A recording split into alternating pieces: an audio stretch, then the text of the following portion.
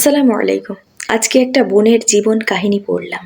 তিনি লিখেছেন তিনি তার স্বামীর সঙ্গে আজীবন থাকতে চান, তাকে ভালোবেসে জীবনটা পার করে দিতে চান, কিন্তু তার হাজব্যান্ড, হায় রে কপাল পোড়া, সে কিন্তু তার ওয়াইফকে তার পাশে রাখতে চায় না। সে অন্য নারীতে আসক্ত। কেন রে ভাই, কেন অন্য নারীতে আসক্ত? আপনার ওয়াইফের মধ্যে কি এমন কমতি আছে যার জন্য আপনি অন্য নারীতে আসক্ত? আরে সত্যিকারের পুরুষ তো সেই, যে আশেপাশে হাজারো নারী থাকা সত্ত্বেও তার জীবনের সমস্ত বাসনা, সমস্ত ভালোবাসা তার প্রিয়তমার জন্য রেখে দেয়। সেই মানুষটাই তো মহাপুরুষ। তাহলে আপনি কোন পুরুষের ক্যাটাগরিতে পড়েন যে আপনি আপনার সেই পারফেক্ট মানুষটিকে রেখে অন্য নারীতে আসক্ত থাকেন?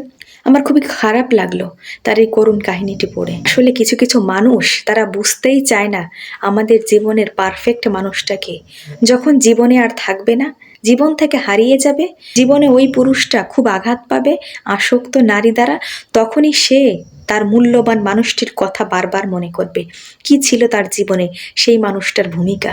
একটা প্রবাদ আছে, দাঁত থাকতে দাঁতের মর্মতা কেউ বোঝে না। ঠিক সেরকমই ঘটবে তার সঙ্গে, কারণ সে সময় থাকতে তার ওয়াইফের যে কষ্টটা, তার জীবনে তার ভূমিকাটা, সেটা বুঝতে পারছে না। কিন্তু একটা সময় যখন সে বুঝতে পারবে তখন হয়তো সবকিছু শেষ হয়ে যাবে।